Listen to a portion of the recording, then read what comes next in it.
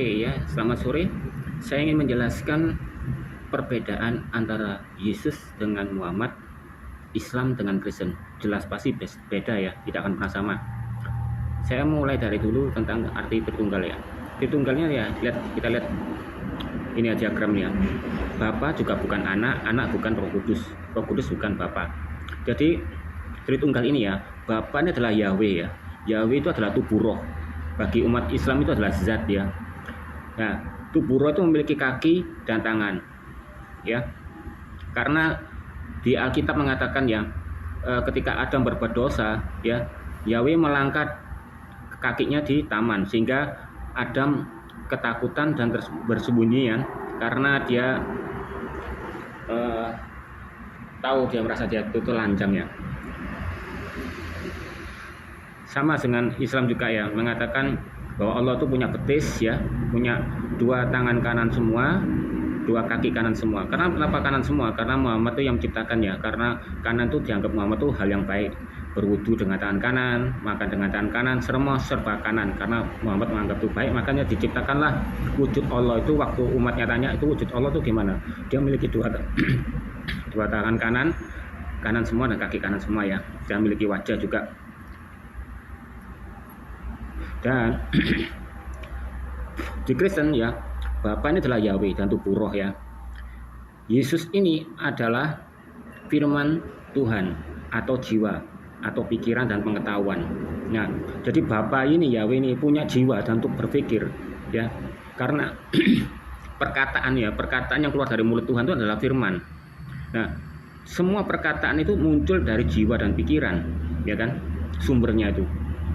Ya, bukan dari mulut. Mulut itu hanya alat ya. Nah, firman yang telah menjadi manusia ini inkarnasi itu bisa masuk ke dalam manusia karena hanya jiwa, ya, pikiran ya. Tapi kalau Bapa ini tubuh roh ini sangat besar ya. Karena dia berkata, bumi adalah tumpuan kakiku, ya. Beda dengan Islam ya, mengatakan kalau Allah itu singgasananya itu di atas laut. Ya, iblis pun juga singgasananya di atas laut ya. Berarti tetanggaan ya. Dan mengatakan pernah di hadis kalau kakinya Allah itu ada di neraka, agar neraka itu penuh ya, penuh, hari ditutup dan proses penghakiman atau penghukuman di neraka itu terjadi ya, karena neraka itu nggak boleh ada yang kosong. Makanya Allah menaruh kakinya di sana biar penuh ya kan. Nah, Roh Kudus ini adalah inti dari roh Bapa itu sendiri ya. Makanya orang berkata jika kamu menghujat Yesus itu tidak apa-apa, tapi terkutuklah orang yang menghujat Roh Kudus, karena Roh Kudus itu adalah Tuhan itu sendiri, Allah itu sendiri ya, karena roh ya. Nah, apakah manusia itu juga Tritunggal? Manusia juga Tritunggal, ada tubuh, jiwa dan roh. Tapi jika dipisahkan itu pasti mati. Meskipun kalau kurang jiwanya, dia jadi gila ya, sama seperti burung. Burung itu ada rohnya ya, tapi dia nggak memiliki jiwa, dia akan mengerti ya. Nah, dari menurut logikaku ya, logikaku sendiri ya, jiwa ini terjadi dan terwujud dari karena makan buah ara itu. Maka kita bisa mengetahui pengetahuan akan hal yang baik dan benar, dan menciptakan ciptaan-ciptaan seperti rumah, mobil dan sebagainya itu semua dari buah ara itu tadi ya. Dan jiwa ini ya terfokuskan semua di mana pengetahuan itu ada. Makanya Yesus itu tidak perlu belajar ya, dia bisa mengetahui firman. Bahkan umur 12 saja dia mengajarkan di bait suci ya. Banyak orang-orang yang mendengarkan. Dari mana dia dapat pengetahuan itu? Nah, posisi Yesus ya dari antara 12 sampai ke 30 ya, itu terputus ya. Karena kenapa? Kalau menurut kita kembali ke sejarahnya Israel yang mengatakan bahwa orang kalau ingin jadi guru untuk mengajar di bait suci itu nggak bisa langsung ngajar aja ya, ngaku-ngaku gitu, oh saya ustadz, saya habib gitu ya. Enggak. Di zamannya Yesus ini hukum itu sudah terjadi ya, sudah tertata, beda dengan zaman-zaman dulu ya, langsung ngobrol jadi nabi dan sebagainya. Tapi kalau Yesus untuk jadi guru untuk mengajarkan bait suci nggak sembarangan dia harus melakukan penghabisan dulu, ya, ya. Istilahnya ngambil gelar lah, ya. Dia memang pinter, tapi dia melakukan gelar itu karena mengikuti hukum yang ada di dunia ini, ya. Ibaratnya kalau kamu ingin kerja enak, kamu memang pinter, jenius, tapi kamu nggak punya titel S1, apa kamu bisa bekerja di yang syaratnya pakai S1? Ya nggak bisa. Jadi dia mengambilkan guru itu gak sekedar hanya omongan belaka-belaka itu, oh rabi guru, enggak, dia memang dia guru, sama seperti Farisi dan Saduki, dia juga rabi dan guru, ya, makanya dia bisa mengajar di bait suci. Nah, Yesus itu gelarnya banyak, ya, jadi guru, Melkisedek, imam besar, ya, bahkan lain-lain lah, anak domba, ya, domba Yahweh dan sebagainya, ya. Beda dengan Muhammad, ya. Muhammad tuh jadi nabi itu pengakuannya dia sendiri. Dia mengatakan kepada Arab pagan dulu, lihat nih, aku adalah nabi yang diutus oleh Arab pagan, yaitu Hajar Aswad tuh memberikan salam kepadaku. Wahai nabi, gitu kan. Dan semua orang dia percaya, Arab pagan itu. Dan dia juga mengambil hati orang yang tidak percaya dengan Arab pagan, Arab yang biasa itu dialih akunnya adalah apa? Bahwa Islam ini mengajarkan Tuhan itu satu. Jadi dia membelokkan, gitu, biar banyak pengikutnya. Tapi Yahudi ini nggak percaya. Pernah ada hadis mengatakan jika memang dia benar adalah seorang nabi, dia tidak akan memikirkan tentang hal kawin gitu kan, yang hanya mengatakan seks belaka. Itu ada hadisnya tuh, tafsirannya itu. Nah, jadi Yahudi nggak percaya, ya, makanya Muhammad tuh marah. Dulu Ka'bah itu menghadap ke bait sucinya orang Israel, dipindah ke arahnya, maka terciptalah Ka'bah itu menghadapnya ke lain, bukan menghadap ke bait sucinya Israel. Bahkan dia menciptakan juga, ya, tata cara kencing, ya, jangan kamu kencing di hadapan Ka'bah arah barat, kalau bisa kencing ke bait sucinya orang Israel. Bahkan Umar pun pernah melihat, ya, kalau Muhammad itu pernah beol di hadapannya bait sucinya orang Israel. Lalu dia di atas rumah, ya. Nah, itu perbedaannya, ya. Jadi Bapa itu adalah Yahweh, Anak itu adalah jiwa dan roh, pikiran, ya. Roh Kudus adalah Roh Kudus sendiri, ya. Apakah dia sama? Tidak. Karena semua fungsi dari tubuh dan jiwa dan roh itu berbeda, tapi tetap satu kesatuan, ya.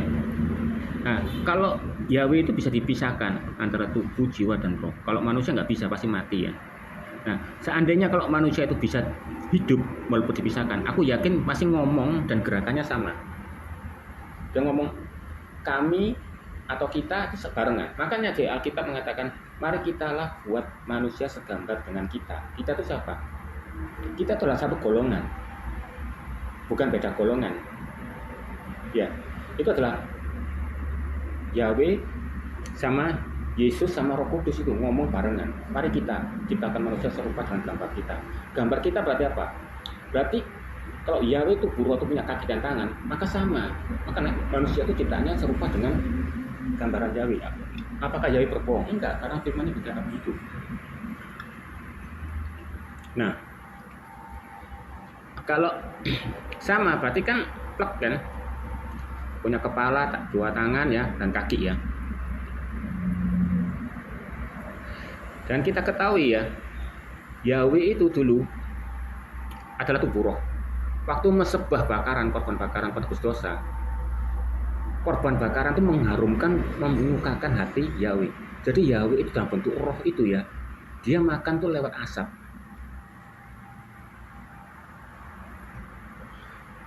Ya kan? Sama seperti orang bilang jin atau setan, kan, atau iblis, dia makan kan lewat bau, kan, ya, tidak makan secara langsung karena apa? Roh. Nah, dan Yesus ini, ya,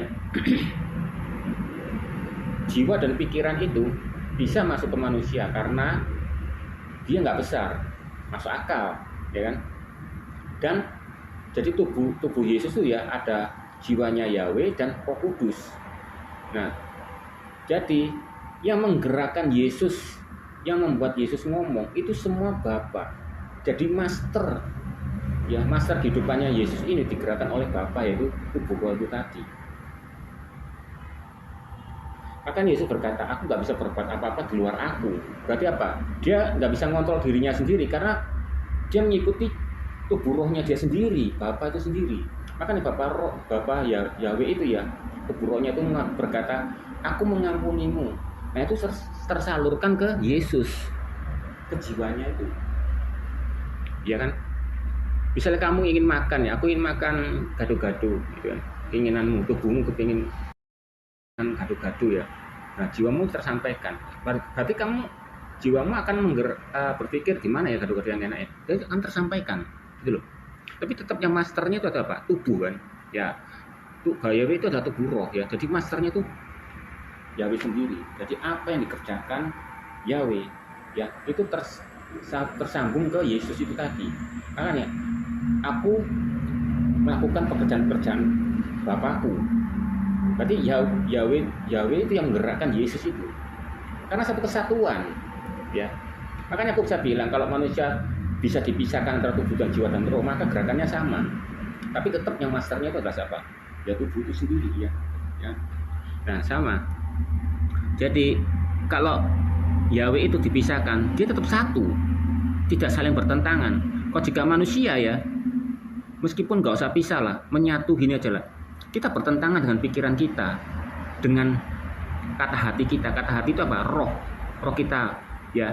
Misalnya kamu menyukai seorang cowok atau cewek ya, aku suka cowok sama cewek ini, aku cinta gitu. Tapi jiwamu ya, pikiranmu punya pengetahuan, oh kalau aku lihat-lihat nih orangnya nih ketoknya matre, gak mah. Nah bertentangan, bahkan kita bertentangan, aku sebetulnya cinta kok enggak ya, oh ternyata aku kasihan, nah gitu. Tapi Yahweh sama jiwanya Yesus ini tidak bertentangan, dan Roh Kudus tidak bertentangan. Nah, beda dengan manusia itu karena bertentangan dan banyak dosa itu kan. Belum lagi ditambah daging, ya. Contoh,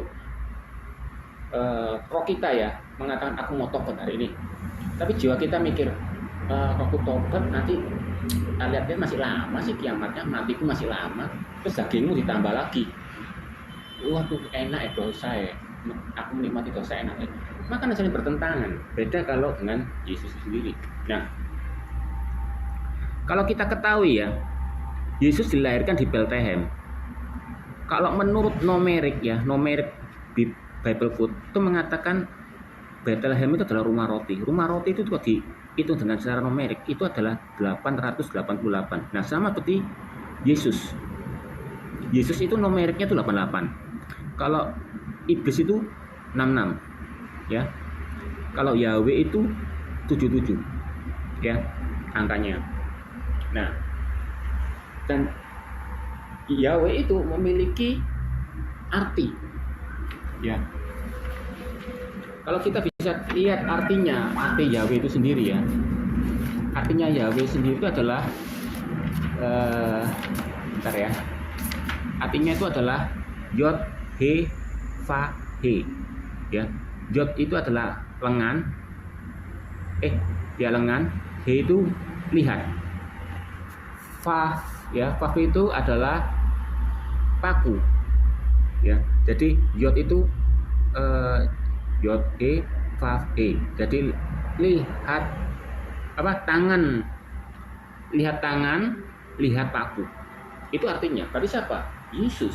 Yahweh itu artinya itu saling koneksi ya. Bahkan ya mukjizat Elia pun 8 kali dan mukjizat Elisa itu 8 kali ya, ditambah satu masa lagi 8 kali, jadi 8 sama Yesus.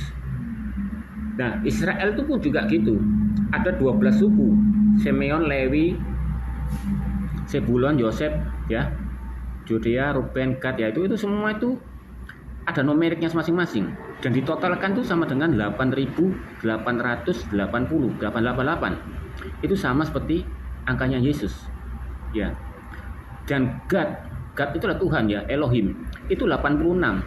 Asmayim itu adalah surganya sendiri ya. Itu 395. Salib itu numeriknya 407. Total 888. Sama seperti Yesus. Ya. Begitu hebatnya Yahweh itu yang menjaga firman-Nya tetap tidak bisa dicuri, tidak diganti-ganti ya. Dari zaman Adam sampai itu dijaga sama Yahweh. Bahkan Yahweh itu melukiskan ya, sejarahnya itu bisa sesuai dengan nomor itu, sesuai dengan Yesus. Karena itu luar biasa. Ya, beda kalau aku amburadul, hadirnya yang belang ini, nanti besoknya ganti dan sebagainya, gitu loh. Ya kan? Itulah kehebatan dari firman Tuhan itu ya. Dan kebangkitan Yesus pun itu juga ada 8 kali. Ya. Dan anaknya Abraham itu 8 orang ya, 8 anak ya. Terus di Batrahnu itu yang diselamatkan itu 8 orang. Dan David itu adalah anak yang keturunan yang ke-8. Jadi 8 sama seperti Yesus. Jika kalau kita ketahui di Yesaya 9 ayat 6 itu numeriknya juga 8888. Dan di Yesaya 11 ayat 1 sampai 3 itu ya numeriknya 888 ya. Dan di Yesaya 52:10 itu juga 888 ya. Bahkan kalau kamu tahu aku adalah Alfa dan Omega, aku adalah itu numeriknya 87. Alfa itu 1 dan Omega itu 800, total 888 sama seperti Yesus. Semua tertuju pada Yesus. Jadi Alkitab itu diciptakan hanya tertuju kepada Yesus. Ya. Dan korban tebus dosa ini ya terjadi di zaman Taurat itu dipersiapkan untuk Yesus. Bukan disiapkan untuk Idul Adha untuk memperingati Muhammad, bukan. Biar apa? Dasar dari pengetahuan penebus dosa itu ya itu terjadi mulai dari binatang dulu ya, korban hewan itu ya. Kalau tidak ada korban tebus dosa, tiba-tiba ada Yesus ngaku ngomong korban tebus dosa, kami pihak sesama Kristen nggak akan percaya karena nggak ada dasar itu. Karena ada dasar korban tebus dosa itu, maka kita percaya Yesus itu mengorbankan tebus dosa. Bahkan di firman-firmannya juga bernubuat bahwa ada seorang Mesias yang akan menebus dosa umat manusia ya, bukan Muhammad ya. Dan juga Yesus mengatakan ya, waktu disalib dia bilang Elai Elai lama sabachthani. Itu bukan dia minta tolong kepada Yahweh, tidak. Dia ingin membahasakan sama seperti Yahweh. Yesus kan ngomong Bapa. Karena biar manusia itu tidak terpusat kepada Yesus. Yesus itu malah jiwa, pusatnya kepada tubuh roh itu Yahweh itu sendiri. Makanya dia membahasakan seperti contoh, kamu punya anak ya, kamu bilang kepada istrimu mama, padahal dia bukan mamamu. Untuk membahasakan siapa? Membahasakan anakmu yang sama seperti istri, dia panggil suaminya papa, padahal bukan papanya ya. Yesus itu juga sama, dia membahasakan umatnya untuk menyebut nama Yahweh itu Bapa. Jangan fokus kepada Yesus. Yesus itu hanyalah jalan, tapi tetap sama karena Yesus itu adalah jiwa ya. Jadi yang terpusat itu adalah yang paling penting adalah tubuh roh itu Bapa. Apakah Yesus disalib itu berarti Yahweh ikut ke salib? Ya enggak. Karena apa? Tubuh rohnya di surga. Dan Yesus itulah jiwa roh itu tadi. Dia yang disalib. Nah, terus kenapa kok waktu Yesus itu dilempar batu menghilang? Dia bukan takut ya, karena belum waktunya.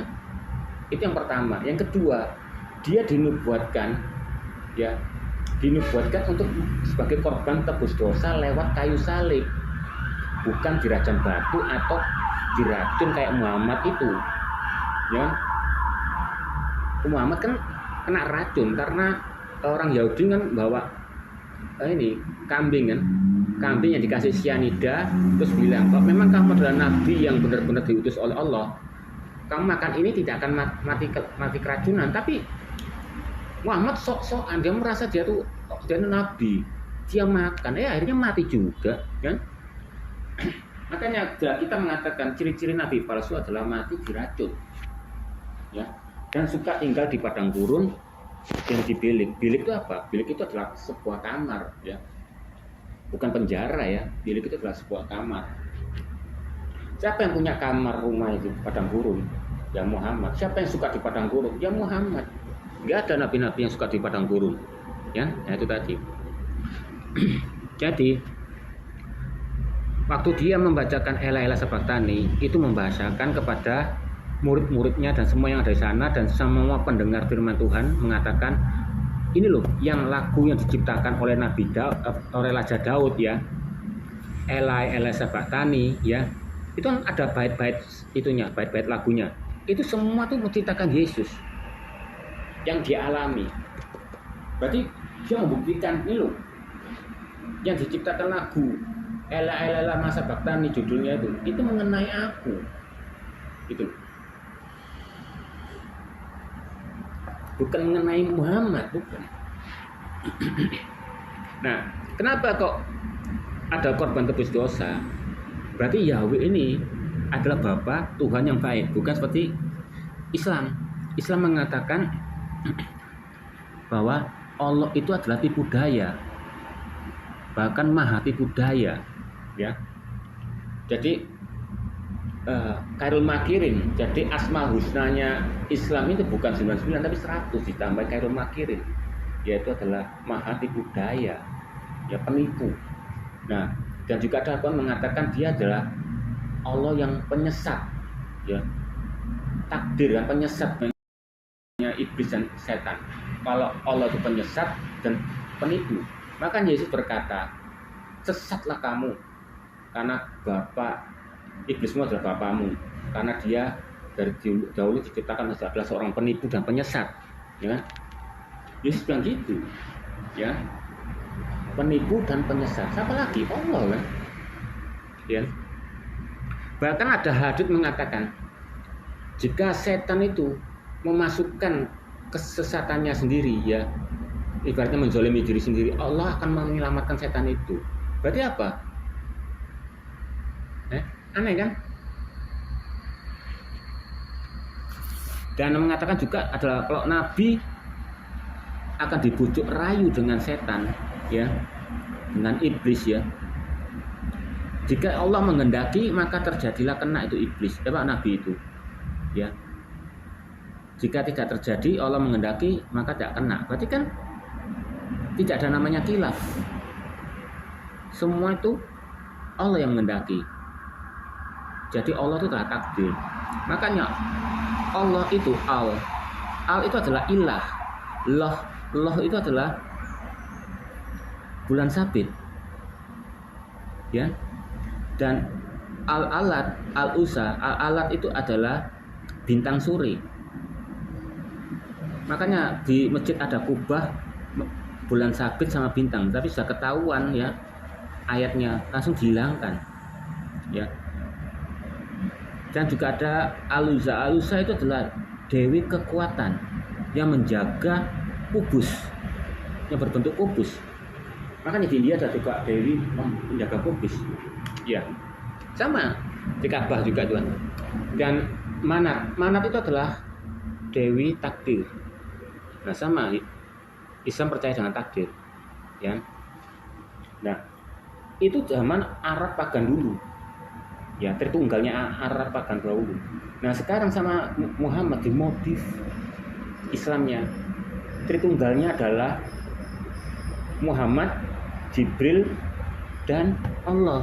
Makanya di ayat Al-Quran masih ada kata-kata kami menurunkan Al-Quran, kami itu siapa? Yaitu Muhammad, Jibril, dan Allah. Bahkan Jibril memanggil Muhammad itu baginda. Ayo, berarti siapa yang berkuasa? Muhammad. Bahkan ada juga ayat-ayat hadits, ya, Allah omongannya tuh mengutip dari omongannya Muhammad.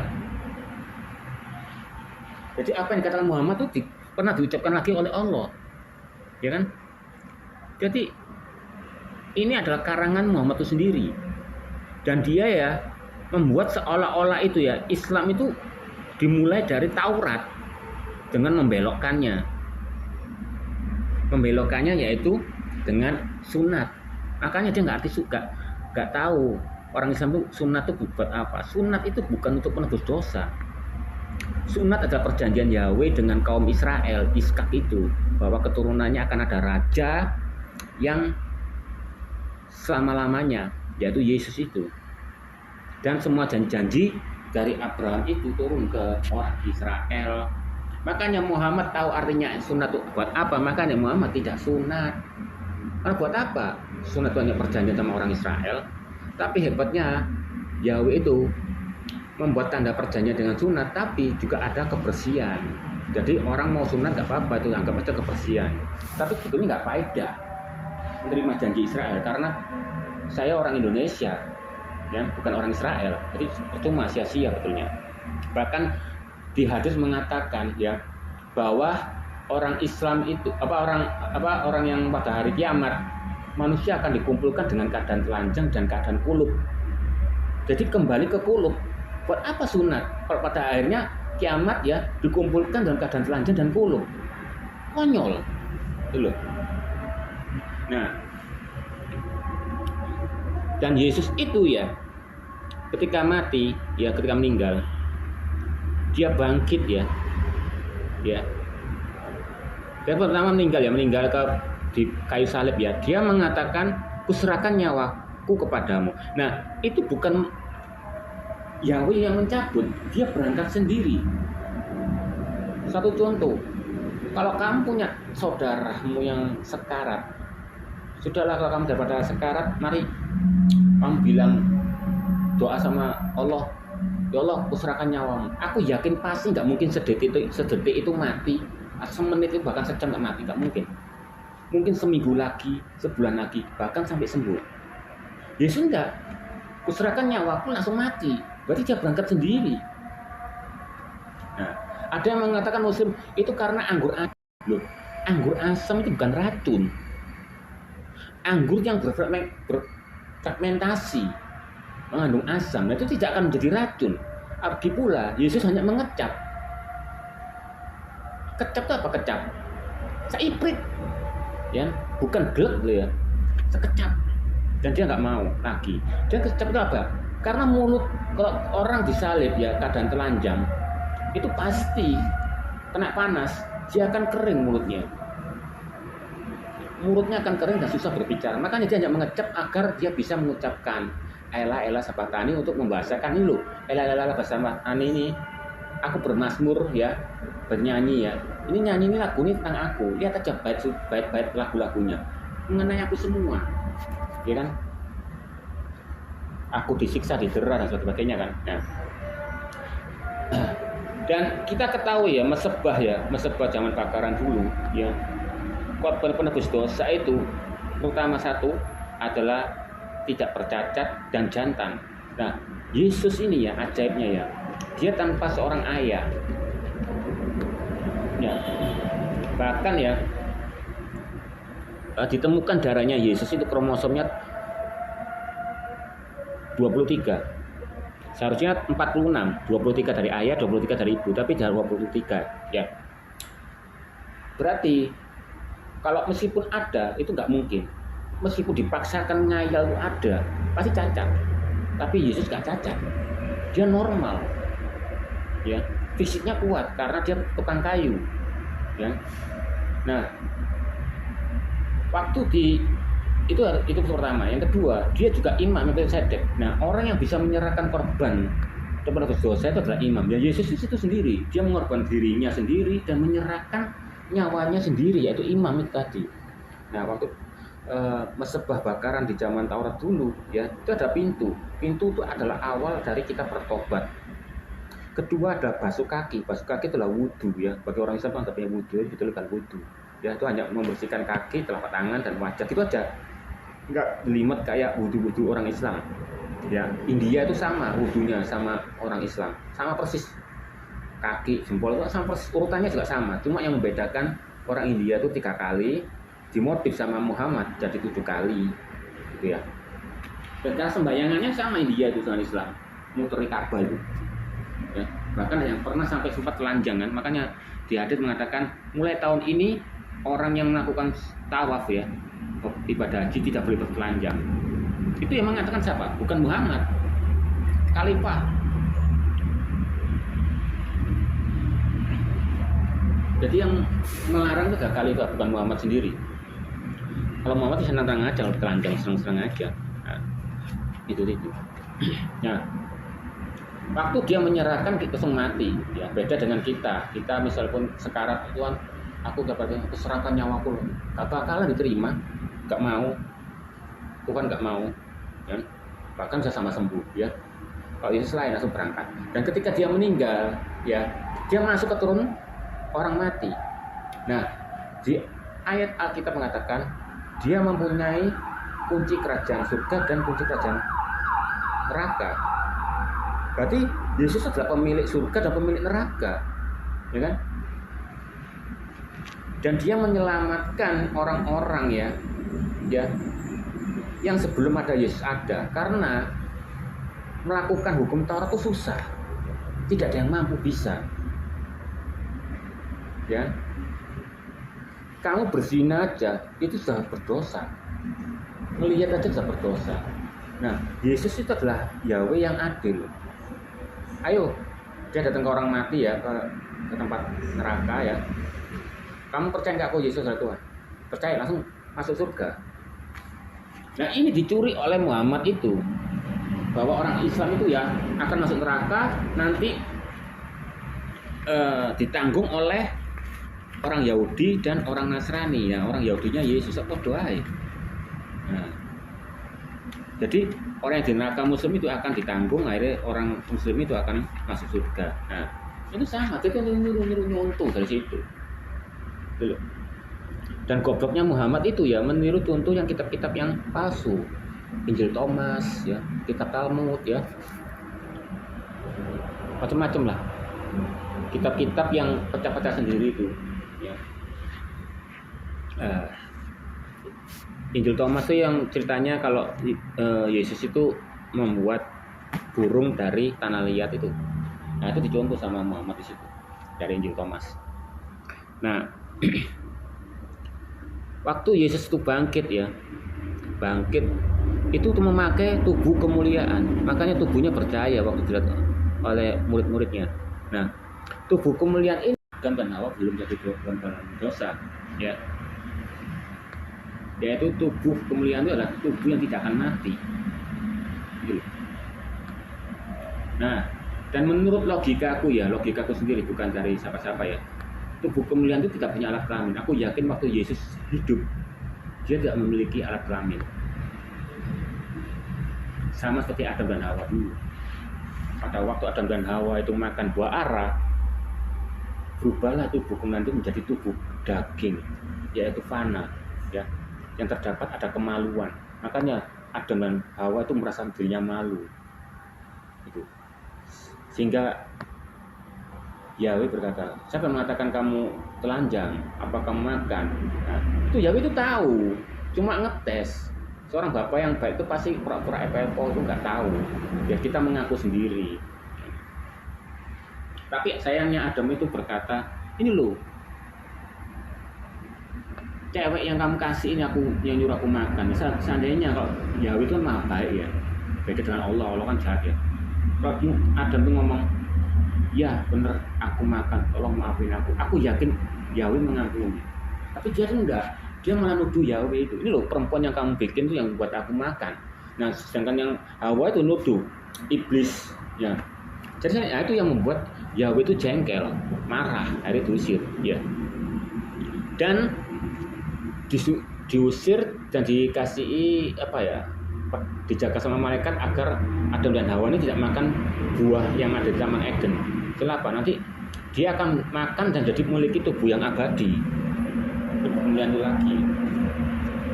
Jadi tubuh kemuliaan itu ya tidak ada alat kelamin ya. Seandainya kalau Adam dan Hawa tidak jatuh dalam dosa, aku yakin anak-anak Adam ini tidak akan melalui proses dengan hubungan seks maupun melahirkan. Karena waktu Adam dan Hawa makan buah ara ini, dia dikutuk ya, bukan dosa warisan, dikutuk. Yang laki akan akan sulit mencari rezeki ya, bahkan sudah mendapatkan buahnya tidak sesuai dengan apa yang dihasilkan ya. Dan yang untuk cewek, dia tuh susah untuk melahirkan, tapi dia tetap akan berahi dan mengalami susah waktu haid. Itu wanita. Oke, ini juga kita lihat ya.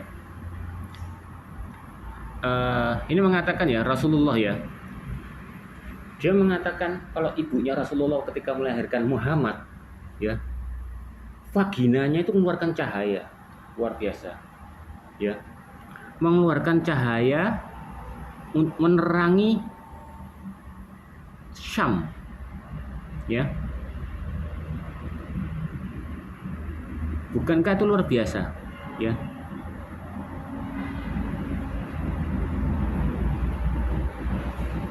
Ya. Bahkan Ibnu Sa'd meriwayatkan bahwa ibunda Rasulullah berkata, setelah bayi itu keluar, aku melihat cahaya yang keluar dari kemaluanku menyinari istana-istana di Syam ya. Itu mukjizat waktu Muhammad keluar ya. Kenapa Yesus enggak ya? Vaginanya Maryam kok nggak keluarkan cahaya ya, cuma vaginanya ibunya Muhammad yang bisa mengeluarkan cahaya waktu melahirkan Muhammad. Nah, itu perbedaannya ya. Dan kita ketahui ya, dan korban penebus dosa itu di Mesbah itu pertama korbannya adalah jantan. Yesus adalah jantan ya, dan tidak bercacat dan tidak bercela dan tidak berdosa. Yesus tidak bercacat dan tidak berdosa. Kalau Muhammad ini adalah seorang pendosa. Dia pernah nikah. Kalau Yesus tidak nikah ya. Dan kita ketahui ya, di ini ya, Bukhari 3607 mengatakan ya, beliau menikah Aisyah radhiyallahu anha ketika dia berusia 6 tahun. Memang nikahnya 6 tahun. Dan ketinggal bersama ketika dia berusia 9 tahun. Dan mengatakan juga ya, bentar. Ya ini di hadits Muslim 2549 mengatakan juga ya, nih. Nabi Shallallahu Alaihi Wasallam menikahinya ketika dia berusia 6 tahun dan diantar ke kamar beliau ketika berusia 9 tahun dan ketika dia sedang membawa bonekanya, sedangkan beliau wafat dari dirinya ketika dia berusia 18 tahun. Jadi Aisyah ini janda pada waktu umur 18 tahun dan Muhammad itu umur 63 tahun. Dan Aisyah waktu umur 6 tahun, Muhammad sekitar 54 tahun ya. Jadi kalau ditambah Aisyah 9 tahun jadi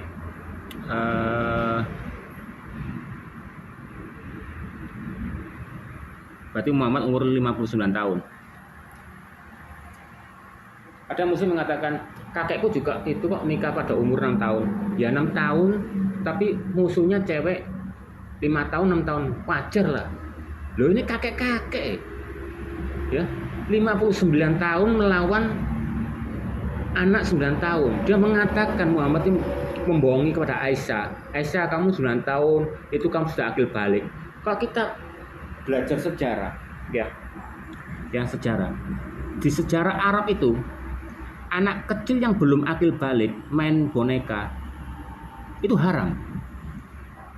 Tapi kalau belum akil balik tapi main boneka berarti dia halal. Berarti menandakan ini Aisyah membawa boneka. Berarti Aisyah ini belum akil balik. Kalau sudah akil balik main boneka itu haram bagi orang Arab itu. Berarti ini Aisyah membawa boneka, berarti ini belum akil balik. Dia membohongi Muhammad itu tadi. Apa Muhammad membohongi Aisyah? Bahkan ini ya, di Ibnu Ishaq Suhaili ya, buku kedua nomor 79 mengatakan dalam Yunus Ibnu Ishaq dilaporkan bahwa Nabi melihat Ummu'ah Itbadlal ketika ia masih dalam bayi ya. Bahkan Muhammad berkata, jika ia besar nanti saya masih hidup saya akan menikahinya. Ini Nabi cabul ya. Seharusnya kok lihat bayi mikir lu kamu kok lucunya ya.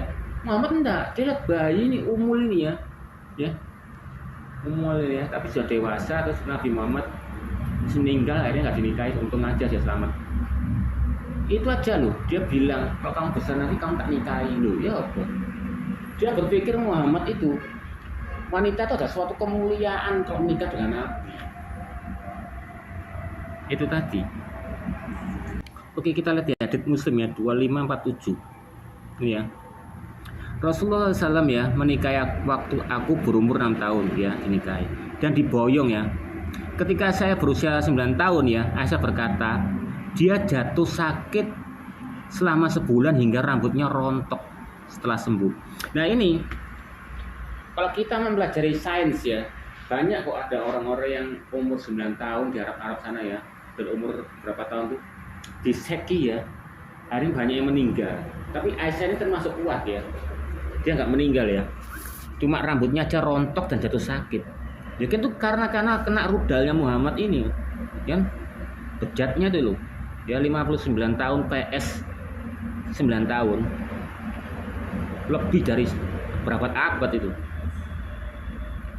Oke, kita dilihat ya di Bukhari buku nomor 003 nomor 0629 mengatakan ya, Aisyah melaporkan ya, saya Rasulullah mengambil air mandi dari bak yang sama, tangan-tangan kami saling bergantian dimasukkan di dalam sehingga kami mengadakan hubungan senggama. Nah ini waktu Aisyah ngecek ya, waktu umur 9 tahun itu sama Muhammad dibawa sambil mandi-mandi gitu ya, di peptak lah istilahnya modelnya gitu. Terus dia saling jajari ya, Aisyah itu bergantian untuk masukkan alat kelaminnya ya, pegang-pegangan, akhirnya melakukan hubungan senggama itu tadi. Ini ya di Muslim buku 025 nomor 5369 ya. Anas bin Malik melaporkan bahwa seorang yang mengintip dari lubang-lubang yang ada pada pintu Rasulullah ya. Berarti banyak yang penasaran ya mengintip Muhammad ini.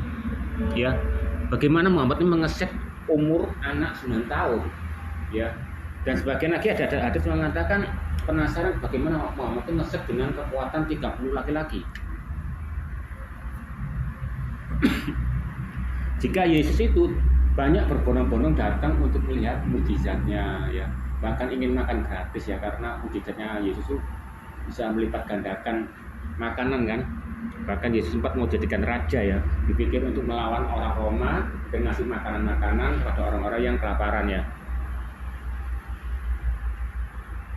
Muhammad enggak, umatnya banyak ngintipi ya. Itu rumahnya Muhammad tuh banyak yang bolong-bolong, karena penasaran bagaimana sih kekuatan ngesetnya orang punya 30 laki-laki ya, kekuatan 30 laki-laki ya. Jadi ibaratnya 30 tenaga, 30 laki-laki, bukan tenaga kuda ya. Okay. Nah itu. Ini juga ya, Anda bisa ngecek sendiri ya di Muslim buku 25 nomor 5370. Abu Hurairah melaporkan kata Rasulullah ya, barang siapa yang mengintip tanpa izin adalah diizinkan untuk membunuhnya. Karena apa? Banyak orang umat penasaran ngintip itu, bagaimana kekuatan ngesek 30 laki-laki. Akhirnya saking pusingnya Muhammad memberikan perintah kepada Abu Hurairah untuk membunuh orang yang mengintip. Luar biasa kan?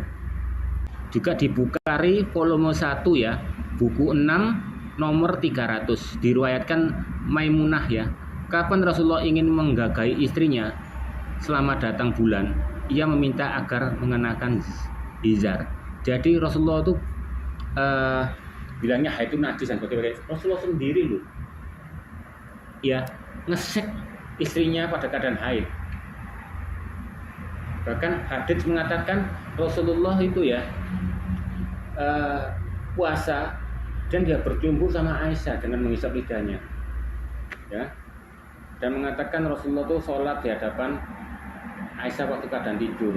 Bahkan waktu Rasulullah sholat pun kainnya mengenai Aisyah pada waktu haid, ya tetap aja sama. Bahkan dia pernah mengatakan Muhammad habis ngecek Aisyah, dia tidak berwudu ya, dia memakai pakaiannya kembali yang bekas ngeseknya itu dan melakukan sholat. Jadi apa yang diperintahkan oleh Muhammad dilanggar dia sendiri. Itu cirinya Muhammad.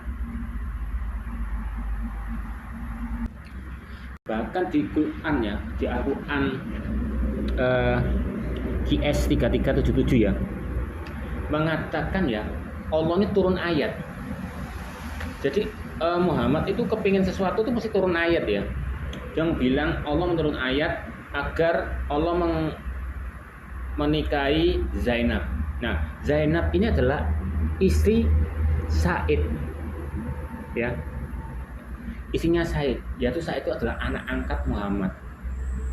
Sehingga turun Allah ayat itu, ya, Muhammad kepingin Zainab jadi istrinya, turun ayat itu sebagai anak angkat pasti ya rela juga. Pertama, yang kedua Nabi kan, direlakanlah Zainab itu kepada Muhammad. Jadi Muhammad ini menikung istri anak angkatnya sendiri dengan menurunkan ayat. Luar biasa kan Nabi Muhammad itu. Bahkan di Bukhari ya, Bukhari 3607, Anda ngecek sendiri ya. Aisyah digauli ya, berumur 9 tahun. Digauli itu apa? Ngesek, bukan main-main ya. Muhammad sudah tua, nggak mungkin main-main. Dan Aisyah hidup bersama dengan beliau selama 9 tahun. Ya. Waktu itu ya 9 tahun, habis itu Muhammad cari istri lagi, nggak bersama Aisyah lagi. Jadi loncat sana, loncat sini, loncat sana, loncat sini. Oke, ini Abu Daud ya. Abu Daud 3826 ya. Ini mengatakan ya, ada seorang yang dijajah oleh Muhammad ini ya. Muhammad suka jajah ya, terutama terhadap orang yang bukan muslim ya. Jajah di mana-mana dan mencuri dan merampok ya. Yang cewek jadikan budak ya, yang cowok dibunuh ya. Ini ada nih ya. Ada orang termasuk salah satu tawanan dari Bani Quraisy ya, mengamat-ngamati ya. Jika dia tumbuh bulu kemaluan yaitu jembut ya, maka dia akan dibunuh. Dan siapa yang belum berjembut ya, yang belum tumbuh kemaluannya, tidak akan dibunuh tapi ditawan ya. Ini sistemnya Muhammad ini luar biasa kan. Oke, kita ke Ibnu Majah ya, 2603 ya. Gimana ya?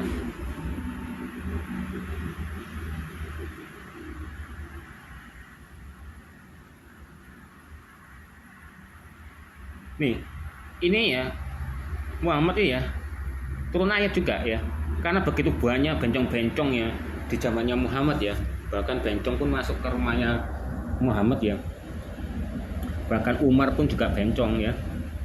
Ini makanya dia mengeluarkan turun ayat ya.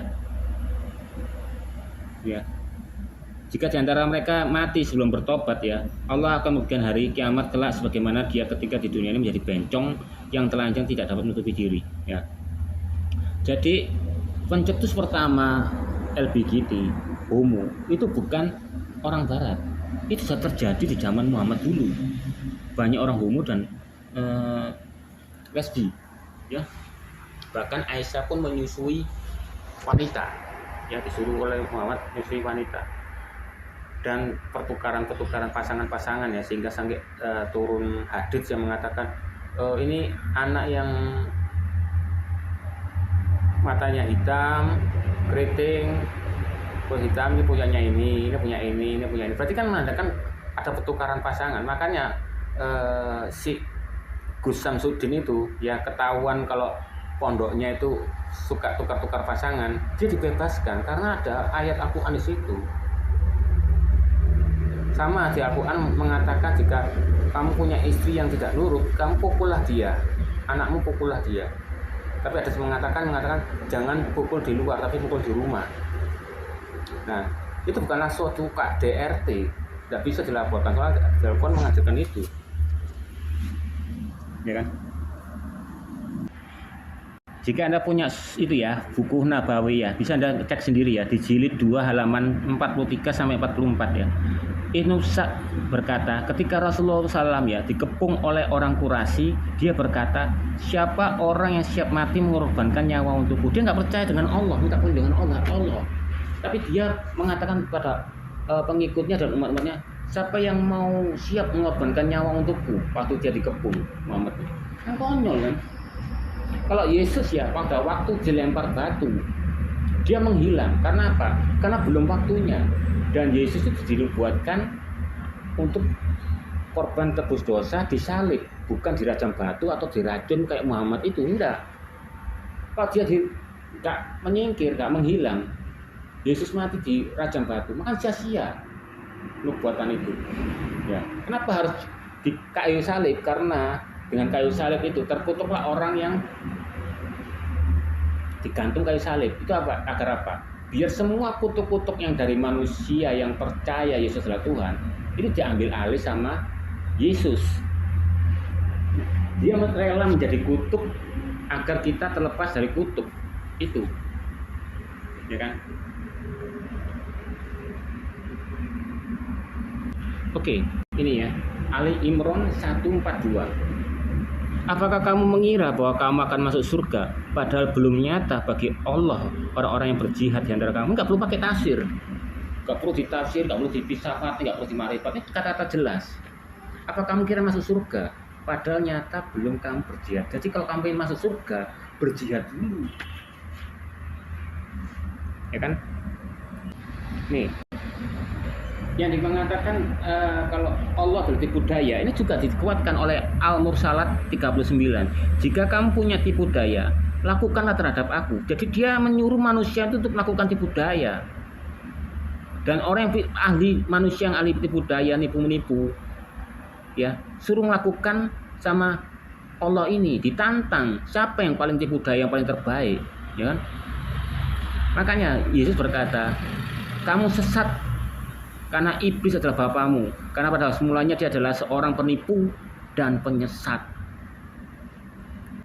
Oke, kita ke surat Az-Zurah ya, Al-Quran 44 mengatakan ya, dan siapa yang disesatkan Allah maka tidak ada baginya seorang pemimpin sesudah itu.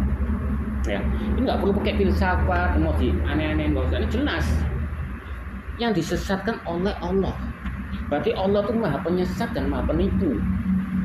Dan ada Al-Quran yang mengatakan Allah itu juga yang disesatkan, yaitu takdir gitu tadi. Jadi ibaratnya tuh bukan ngeles ya, bukan jadi sesuatu yang baik untuk, tapi saya pelacur jadi WTS, wanita susila, tetap aja pelacur ya. Pencuri, perampok dianggap korupsi, tetap kayak maling. Ya ini kan takdir ya, ya seolah-olah baik ya, tetap sama, tetap penyesat. Ini di Al-Qalam ya, surat Al-Quran nomor 42 ya. Ingatlah pada hari ketika betis disingkapkan ya, mereka diseru untuk bersujud namun mereka tidak mampu. Ada yang mengatakan tidak berpuasa. Nah ini nggak perlu dimarifati, nggak perlu difilsafati, ini jelas-jelas betis ya. Zaman dulu ya, orang menunjukkan keseksian itu dengan menyingkapkan betis, itu zaman dulu ya. Kalau di film-film kungfu ya, orang yang kelihatan telapak kakinya aja itu seperti ditelanjangi, malu kayak ditelanjangi. Nah di zaman dulu orang memamerkan betisnya, menunjukkan kemolekannya dia, keseksiannya dia. Jadi ada ayat yang mengatakan, Al-Quran yang mengatakan bagaimana Allah mempunyai anak padahal dia tidak punya suami. Jadi itu bukan menegaskan bahwa Allah nggak punya anak, itu menegaskan bagaimana Allah punya anak ya, tapi dia nggak punya suami. Berarti apa? Allah itu seorang perempuan Dewi Bulan Sabit ya, punya anak namanya Al-Alat, Al-Uzza, Amanat. Itu zaman pagan dulu, tapi dimotif sama Muhammad. Jadi Tritunggalnya itu adalah Muhammad, Jibril, dan Allah. Makanya ada kata-kata kami.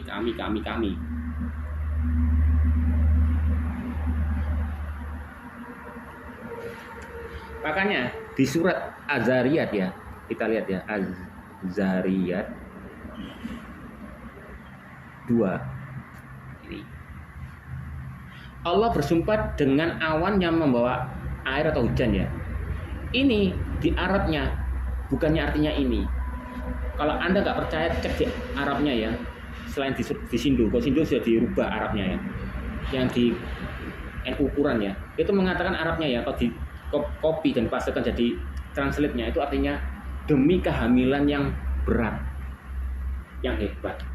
Dan di ayat 1 mengatakan adalah demi angin mengembaskan debu. Itu artinya tuh demi keturunannya, itu artinya. Dan yang ketiga itu, Az-Zariyat yang ketiga mengatakan eh, demi kapal laju dengan mudah. Itu artinya singkatannya itu dia melakukan pekerjaan dengan mudah. Jadi kalau digabungkan 1, 2, dan 3 ini Azariyat yang aslinya nih, Google Translate-nya, bahwa Allah itu bersumpah demi keturunannya, itu adalah yang keturunannya al-alat walusa amanat itu. Dan yang kedua itu adalah demi kehamilan yang berat. Berarti Allah itu melakukan kehamilan berat, melahirkan al-usa amanat ini. Dan yang ketiga itu kapal itu ya, pekerjaan yang mudah. Berarti Allah itu waktu keadaan hamil yang berat, dia melakukan pekerjaannya sebagai Allah dengan mudah, dengan enteng. Kita melakukan pekerjaan Allah, yaitu ini, mengumpul ini, melakukan ini, dan ini, terus. Itu aslinya. Aku jadi curiga, kenapa kok menyebutkan sumpah-sumpah yang nggak masuk akal, sumpah awan untuk membawa air, itu hanya pembelokan. Ya pastilah hujan memasukkan dari awan yang mengandung air kan. Kenapa harus disumpah-sumpahi? Ternyata artinya itu. Oke, kita ke Abu Daud ya, 3583. Ini mengatakan ya, seorang laki-laki banci masuk menemui istri Nabi SAW. Jadi banci-banci itu zaman Muhammad banyak, orang Bono, Lestino. Jadi pencetusnya bukan orang Barat dulu ya, gereja-gereja palsu yang dulu yang sekarang ini. Sudah ada zaman dulu pencetusnya itu. Ya, jadi banci-banci itu banyak keluar masuk di rumahnya Muhammad ya.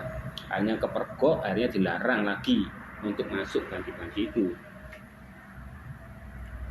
Oke, ada yang mengatakan Yesus kok disalib kok telanjang? Ya nggak telanjang, memang gitu. Salib itu hukumannya memang ditelanjangkan, ya.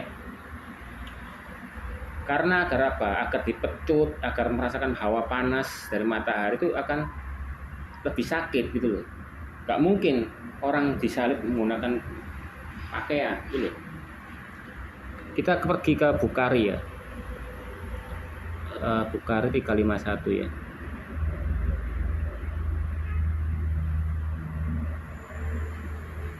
Oke lah, Yesus adalah telanjang ya. Apakah Muhammad gak pernah telanjang?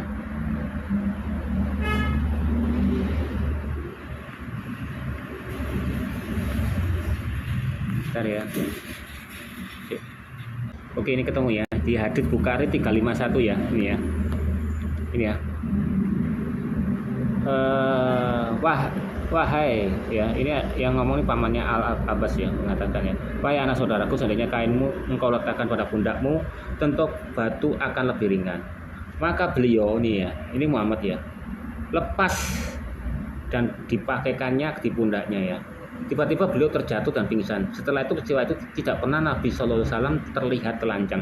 Jadi pada waktu memindahkan batu ke Ka'bah ya, Muhammad itu telanjang, batu itu ya. Mungkin karena saking panasnya ya, ngangkat-ngangkat, akhirnya buka baju yang telanjang ya. Tapi dia jatuh ya, jatuh dan pingsan dalam keadaan telanjang. Akhirnya sejak itu Muhammad kapok ya, tidak mau telanjang lagi. Oke, kita ke Ahmad 22684, membuktikan bahwa Muhammad itu juga pernah telanjang ya, kelihatan auratnya, gak Yesus saja ya. Ini Ahmad 22684 ya. Masih kisah batu juga ya. Pada Muhammad sekarang ini kan kapok pakai baju ya. Dia pakai baju akhirnya. Ya, beliau mengenakan baju panjang ya. Lalu bajunya itu menyempit. Jadi waktu bawa baju itu gaunnya Muhammad tuh keangkat. Ya. Akhirnya kelihatanlah auratnya. Kelihatan zakarnya itu ya. Ya maklum lah kalau sudah kakek-kakek kan lagi lucu-lucunya kan. Bawa batu gitu. Gaunnya tersingkap ya sampai sepunggung, akhirnya kelihatan auratnya, sehingga ada pamannya atau umatnya lah ya, hai Muhammad, tutupilah auratmu. Setelah itu beliau tidak pernah terlihat telanjang lagi ya kan. Jadi intinya Allah itu bukanlah nama Tuhan ya. Di zaman dulu ya Israel dan zaman pagan dulu, Allah itu adalah nama Elohim, gelar Tuhan ya. Kalau di Amerika itu God ya, Tuhan ya, bukan nama Tuhan, ya, gelar Tuhan itu juga nama gelar ya. Kalau Jawa itu Gusti Pangeran ya, itu juga gelar ya. Ya, bahkan kalau di Amerika itu manggil Tuhan itu my Lord, Lord ya, Lord itu Tuhan. my Lord ya.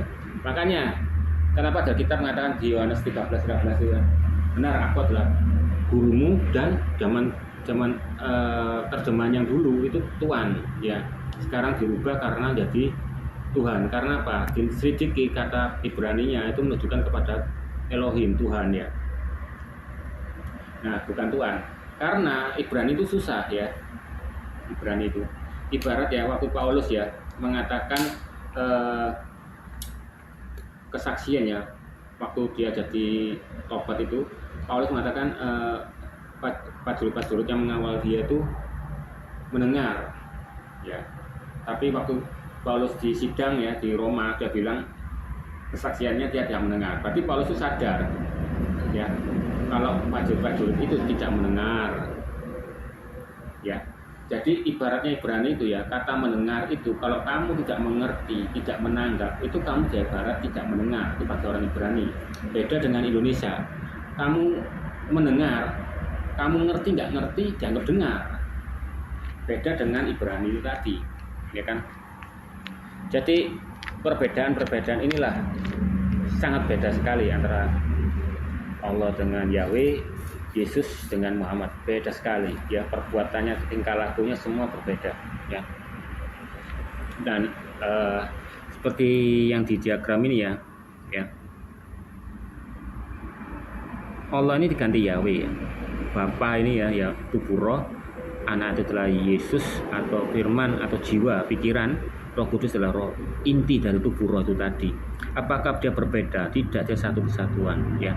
Karena waktu kita mengatakan kita itu adalah satu golongan. Contoh, kamu pergi ke pesta ya, ke pesta, kamu bareng sama siapa? Sama kita, yaitu kita siapa? Cewekmu, pacarmu, istrimu atau suamimu, itu kita. Kalau kamu bersama bukan sama teman, bahasa Indonesia yang baik itu bukan sama kita, kami, kan nggak segolongan. Nah, Islam itu adalah Tritunggal, Allah, Jibril dan Muhammad. Dia mengatakan di ayatnya kami berfirman, kami menurunkan Al-Quran. Itu kami itu karena apa? Karena Muhammad tuh nggak segolongan. Kalau di Alkitab kita itu segolongan, ya kan? Tubuh, jiwa dan roh kan nggak berbeda, sama, cuma fungsinya berbeda-beda, ya. Nah, Roh Kudus itu adalah definisinya, dia adalah roh inti Bapa roh itu sendiri, ya. Dan Roh Kudus itu adalah pencipta. Tugasnya adalah apa? Menciptakan. Pada waktu bumi diciptakan, Roh Kudus melayang-layang di udara, ya. Itu adalah pencipta. Dan Roh Kudus ini juga sebagai tukang servis. Kok bisa? Tukang servis apa? Servis jiwa dan rohani kita. Pada waktu orang yang pertama kali murtad datang ke gereja, jika dia orang pernah ikut perdukunan, pasang susu atau apa, dia akan kejet-kejet, akan geliat-geliat, akan jadi. Kalau ibaratnya Islam ruqyah. Nah, waktu jadi itu getar-getar itulah Roh Kudus akan menyervis jiwa hati rohnya dan membebas belenggu itu. Akhirnya dia akan kejet-kejet gitu. Itu bukan dari apa? Itu adalah manifestasi terhadap melawan iblis yang dalam dia, yang dulu dia pernah ikut perdukunan atau memasang susu atau sebagainya. Dan juga orang yang penuh dengan dendam dan kepahitan, itu manifestasinya itu apa? Jadi kalau menurut psikologi, jika kamu keadaan sedih, tertawalah. Makanya Roh Kudus membuat apa? Dia itu tertawa. Jika orang itu pendendam, dia makan dibuat apa? Dilihat orangnya, dibikin dia tuh berteriak dan menangis. Makanya psikologi mengatakan ya, jika kamu sedih, nangislah, jangan ditahan-tahan. Jika kamu marah, berteriaklah. Makanya Yesus berkata, yang kita mengatakan ya, jika kamu marah, tapi janganlah berbuat dosa. Itu marah-marah, tapi tanganmu ojo main gitu loh. Karena manusia itu tidak ada yang nggak marah gitu loh. Nah, itulah ya. Dan Roh Kudus itu ya sebagai tukang servis, dia itu juga pengajar, pembimbing bagi siapa yang mau dibimbing, yang mau dituntun ya. Dia nggak memaksa, karena manusia tuh bagi Alkitab itu ya, manusia tuh free will ya, kehendak bebas. Kamu mau jadi bentong, mau jadi maling ya, itu semua tuh karena manusia sendiri. Kenapa hidupmu susah? Itu karena kehendakmu sendiri. Yaitu kamu waktu kecil malas belajar, main-main, dan akhirnya hidupmu hanya susah. Ya kan? Orang yang sungguh-sungguh akan sukses. Kalau di Islam nggak percaya itu, semua takdir. Bahkan mati dengan cara apa itu takdir. Ya, bahkan di hadits mengatakan ya, jika orang kafir ya saling bermusuhan, itu adalah kehendak Allah itu sendiri yang membuatnya. Berarti kan takdir. Gitu. Makanya kalau orang Islam dapat cobaan, dia takbir, tapi Allah membalas apa? Takdir. Nah itu tadi. Makanya Islam itu singkatannya apa? I ya.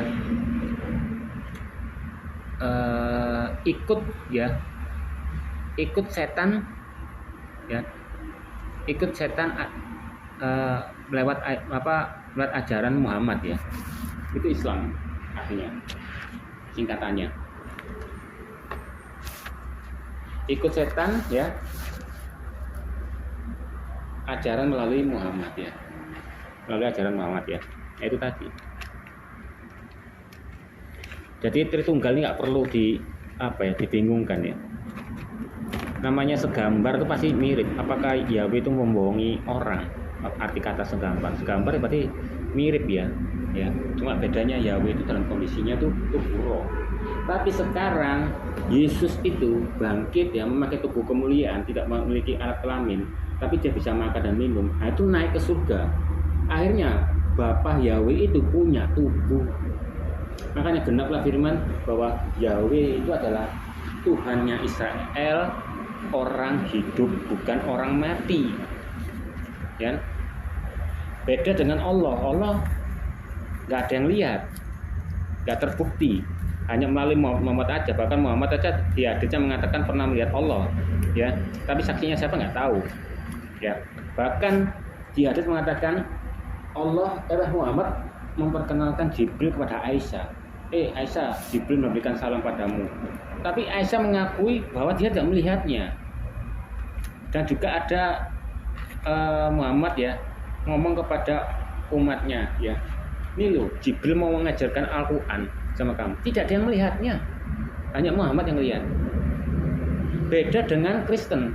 Pada waktu Yesus dibangkitkan ya, waktu murid-murid Yesus yang perempuan itu datang ya, dilihat loh kok kuburannya kosong, dan situ ada 2 malaikat. Semua saling lihat, oh iya ada malaikat.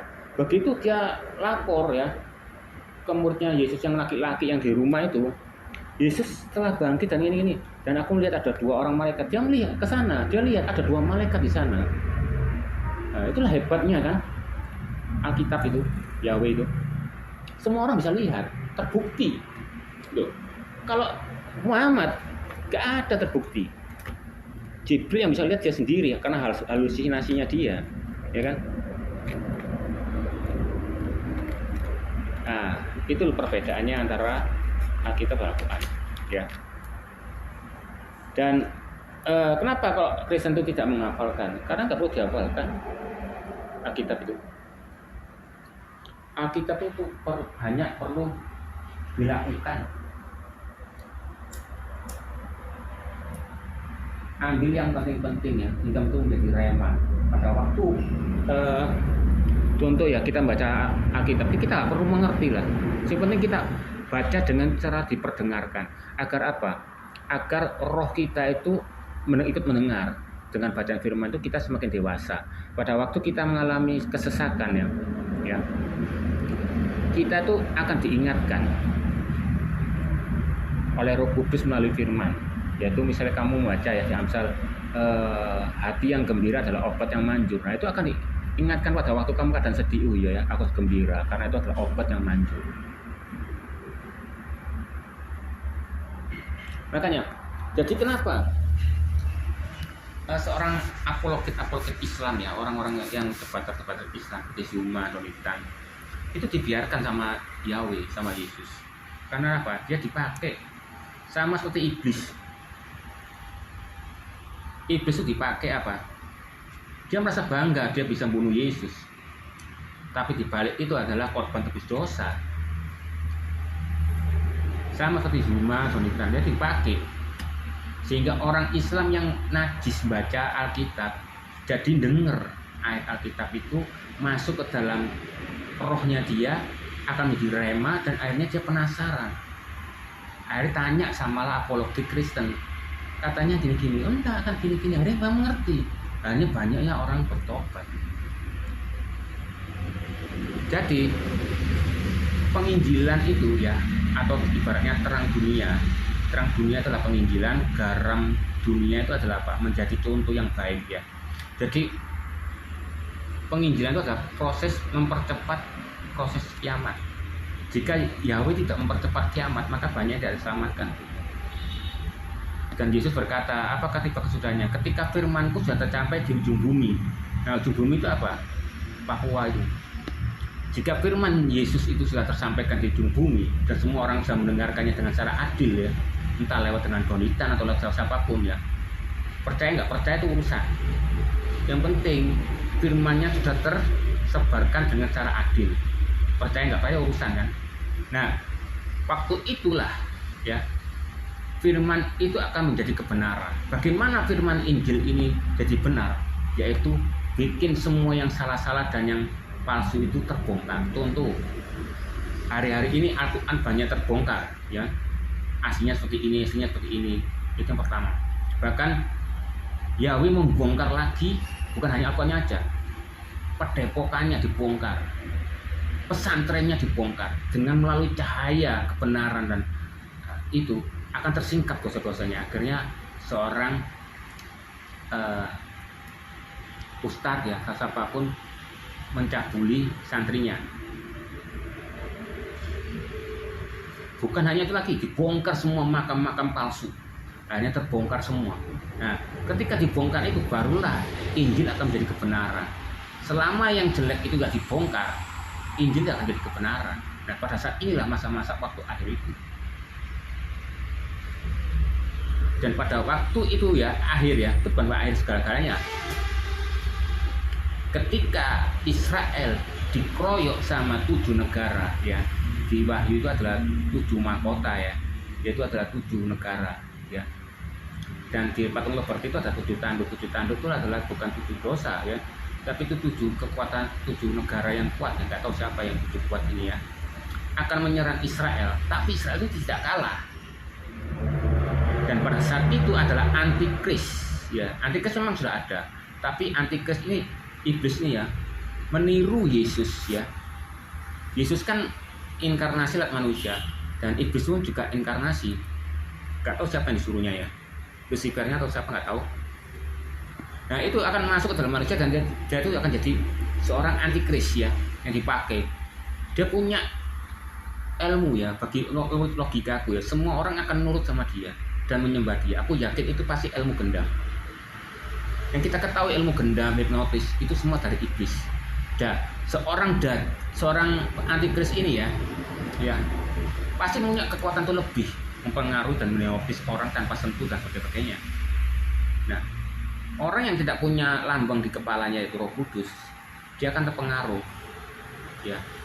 Tapi sebelum Israel digempur dengan 7 negara, maka anak-anak Tuhan yang tidak setengah-setengah atau suam-suam kuku ya atau tai-tai ayam lah, setengah-setengah, itu akan diangkat. Begitu juga orang yang sudah meninggal ya, juga diangkat. Bayi-bayi langsung menghilang ya.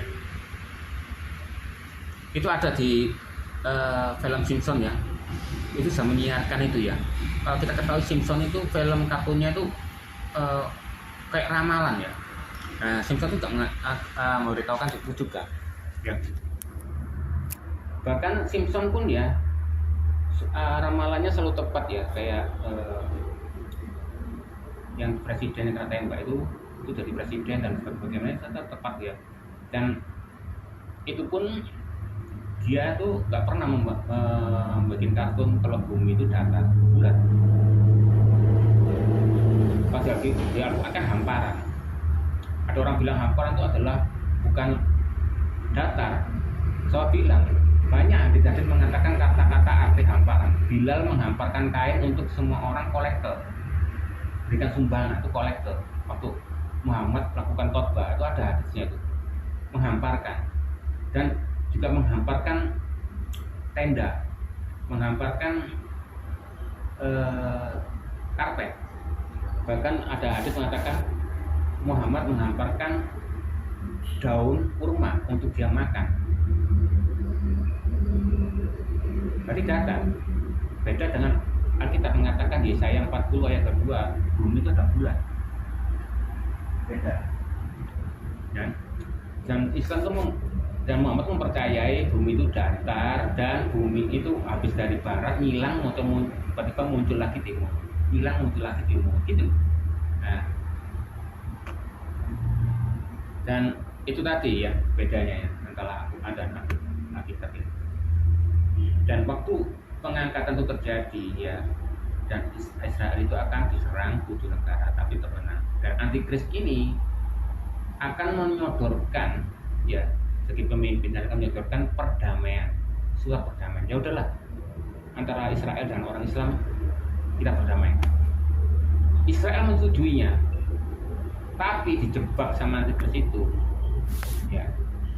Nah, pada saat itulah orang Israel yang sekarang ini lagi menunggu Mesias, ya, dia nggak tahu Yesus sudah datang. Pikirnya akan membebaskan orang Israel, ternyata nggak dibebaskan. Pada saat itulah orang Israel itu, ya, walaupun nggak percaya Yesus, walaupun nggak punya Roh Kudus, dia kan anak perjanjian kan, anak khusus karena sunat itu tadi ya. Dia akan sadar, loh, ini kok sama seperti nubuatan bahwa ini ada tandanya kita harus lari ke bukit-bukit. Sama orang yang Kristen yang tertinggal ini, yang nggak diangkat ini akan lari ke bukit juga. Dan pada saat itu antikris akan berkuasa. Ya, dan barang siapa yang tidak memakai angka 66 ya, menurut logika dan menurut dari sumber-sumber yang lain ya, bahwa 66 itu adalah suatu chip ya, chip yang bisa seperti kayak ATM, KTP semuanya ada dalam situ, gaji semuanya di situ. Jadi pajak NPWP akan terpotong di situ dan pemerintah akan suka. Karena apa? Pajak dan hutang-hutangan akan terpotong otomatis di chip itu. Tidak perlu susah-susah untuk nagih atau bagaimana, terpotong otomatis. Jadi uang itu tidak ada, semua dalam bentuk uang non tunai dalam melalui chip itu. Nah, dan di situ mengatakan barang siapa menerima chip dia harus menyangkal Yesus adalah Tuhan. Nah, pada saat itulah kita bisa merasakan bagaimana susahnya kita tidak bisa menjual dan tidak bisa membeli. Itu dari mana? Dari virtualnya waktu corona itu. Nah, waktu corona itu kita tidak bisa menjual dan tidak membeli kalau kita tidak disuntik oleh anti corona ya, vaksin. Itu hanya simulator ya, angka persiapan agar kamu bisa merasakan ini, tidak bisa berjualan, tidak bisa ngapa-ngapain dan terus. Nah, itu aku sempat waktu dulu zaman corona itu sempat stres ya, untuk kerja juga susah, untuk masuk ke mall juga angel lah sebagainya. Itu sudah membuat aku seperti kayak kepahitan dan ketakutan. Itu serta program dalam pikiran itu kepada manusia. Nah, itu akan terjadi waktu kamu tidak menerima chip itu. Nah, chip itu sudah terciptakan dan iklannya ada di IBM. Anda melihat sendiri di IBM sudah menciptakan chip itu ya. Ya tinggal sudah jadi, tinggal nanti diproses saja. Diproses akan jadi satu mata uang, satu agama. Nah, jadi iblis itu tidak takut kalau Yesus itu bangkit ya atau naik ke surga. Yesus takut kalau orang Kristen itu percaya dosanya ditebus oleh Yesus, itu aja, dan mengaku Yesus adalah Tuhan. Nah, kenapa kebaikan tidak bisa pedoman untuk menyelamatkan masuk ke surga? Karena iblis pun bisa berbuat baik ya. Iblis bisa berbuat baik, bisa melakukan sedekah dan sebagainya, gampang bagi iblis. Tapi yang bagi susah iblis adalah mengakui Yesus adalah Tuhan. Karena terciptanya itu Yahweh itu adalah baik ya. Beda dengan Allah. Allah itu jahat. Allah itu menciptakan iblis ya. Tapi Yahweh tidak menciptakan iblis. Dia menciptakan malaikat ya. Malaikat yang disebut dengan Lucifer. Dia adalah malaikat yang paling dekat dengan Yahweh. Dia adalah malaikat yang pemimpin puji-pujian ya. Dia memiliki tubuh yang indah ya, Lucifer ini, dan diberi seperti manusia ya, punya kehendak bebas ya. Karena kehendak bebas inilah malaikat ingin kudeta kepada Yahweh, ingin direbut kuasanya. Itu asal mulanya ya. Dan kenapa kok buah ara itu diciptakan ya? Nah ini aku juga tidak bisa menyelami pikiran Tuhan ya, karena Tuhan itu luar biasa ya. Yahweh itu menciptakan buah ara itu apa gunanya? Apakah dia melakukan kejahatan? Tidak ya. Mungkin dia sudah tahu ya bahwa untuk mengalahkan iblis itu, yaitu manusia itu harus keluar dari Taman Eden. Makanya beranak cuculah kamu dan berkuasalah di atas bumi-bumi. Dia tidak ingin iblis itu berkuasa di bumi ya. Makanya Yesus waktu dicobai ya, dia menjawab ya, ada yang tertulis sembahlah Tuhan Allahmu saja. Itu Yesus bukan mengatakan bahwa dia bukan Allah, bukan. Dia mengucapkan ya, undang-undang yang di Taurat itu ada yang tertulis sembahlah Tuhan Allahmu, itu toh ya, ibaratnya kan kamu ya sila 1 Pancasila ada yang tertulis ya, ketuhanan yang Maha Esa. Nah, itu dia hanya menyebabkan itu aja, itu loh, membacakan aja ya. Karena iblis pun juga menjawab, ada yang tertulis, jatuhlah kamu maka tidak akan terhantuk oleh batu. Maka Yahweh menjawab, ada yang tertulis. Yang mana kan dia melawan iblis dengan firman Tuhan ya, ada tertulis gitulah. Jadi itu bukan perkataan ya, itu hanya mengucapkan ada yang tertulis ya. Jadi Anda harus berpikir dulu lah ya. Orang Islam bergaya-gaya ya, wow Alkitab gini, satu yang aneh, buat ada aneh, 5. Padahal di Al-Quran ratusan bahkan hadits ribuan yang aneh dan kocak dan lucu. Itu kamu sanggah dan kamu percayai. Karena apa? Hanya kebohongan yang bisa ditutup dengan kebohongan, dengan takia itu tadi ya. Kalau Alkitab apa adanya, jika kamu nggak mengerti ya carilah itu Alkitab, nggak perlu pakai tafsiran. Kalau Al-Quran ini nggak aneh dan bingung, butuh tafsir, butuh hadits ya. Kalau haditsnya nggak sesuai, hadits palsu, kita lihat tafsirnya nggak sesuai, kembali ke Al-Quran. Al-Quran nggak ada, lihat haditsnya jelek, ada. Contohnya Al-Quran nggak ada sunat, di hadits ada sunat Ibrahim ya, sunat pakai kapaknya kok rasanya aneh, dianggap itu gak sahih atau palsu ya. Gitulah Islam kerjanya, takia dan takia. Karena apa? Suatu kebohongan hanya bisa ditutupi oleh kebohongan ya. Kalau di Alkitab jelas Yesus disunat, memang dia adalah orang Israel. Kalau Muhammad nggak disunat, ngapain? Karena Muhammad tuh pintar, dia tuh tahu. Karena sunat itu hanya khusus untuk orang Israel. Itu perjanjian antara Abraham dan Ishak. Gak ada gunanya orang selain Israel sunat itu. Tapi bagi orang siapa yang mau pengen sehat ya silakan bersunat ya, biar bersih. Itulah perbedaan ya, perbedaan inilah yang Anda ketahui. Dan ada yang hadits mengatakan ya, nanya sama Nabi Muhammad, bagaimana turun wahyu itu? Wahyu itu akan seperti suara lonceng gemerincing. Dia bilang lonceng gemerincing.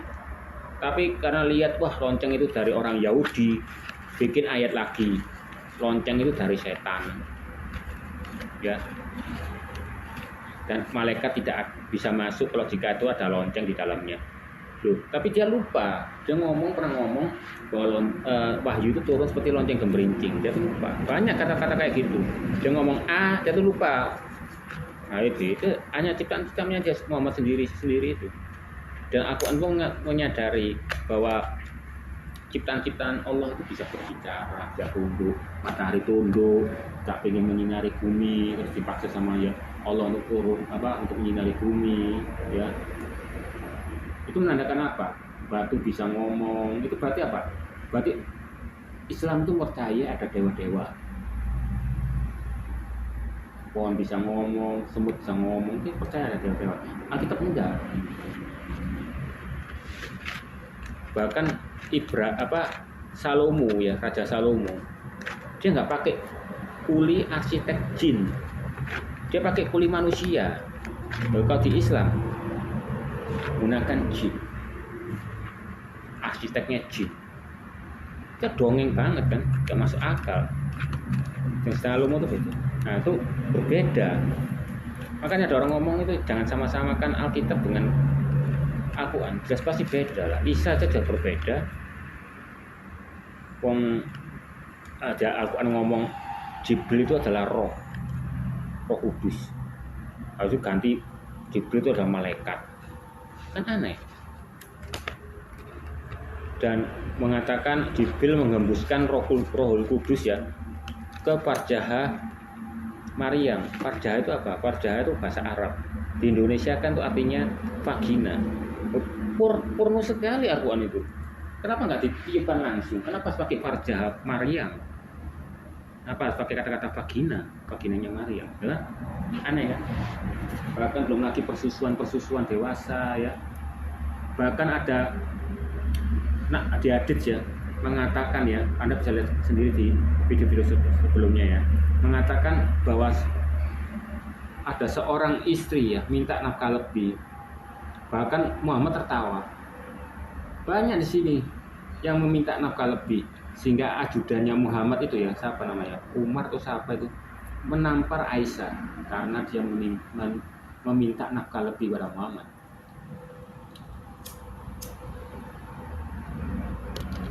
Jadi suami-suami muslim boleh menampar istrinya jika tidak nafkah karena Muhammad sudah begitu.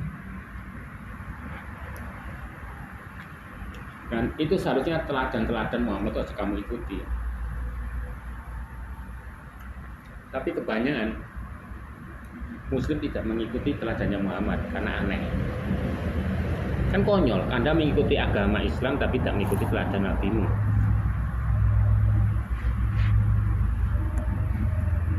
Nah, di mesbah korban bakaran itu ada roti ya, ada tempat pembasuhan kaki ya.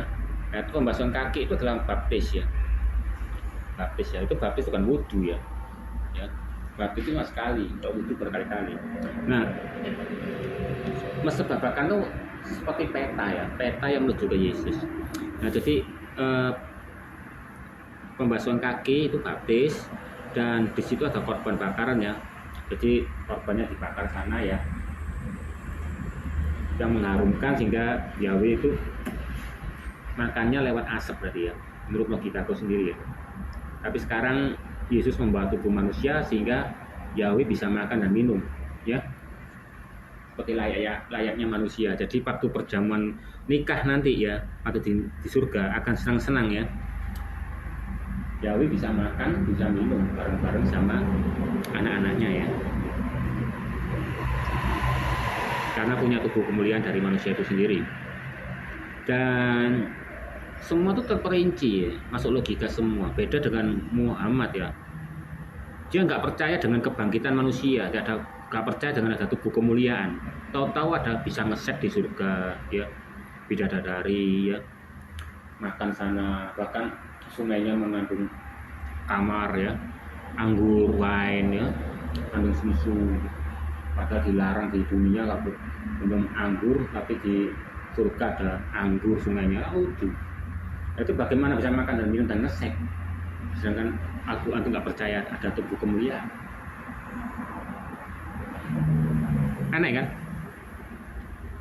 Karena roh ya, Yahweh sendiri tubuh roh aja, makannya korban bakaran aja pakai asap kok dibau untuk menyenangkan dia. Gak makan secara nyam gitu, belak gitu tidak. Tapi sekarang dia bisa makan karena dia punya tubuh manusia di bawah itu. Masuk akal kan? Oke, ini sudah 1,5 jam lebih ya, kita selesaikan dulu. Terima kasih.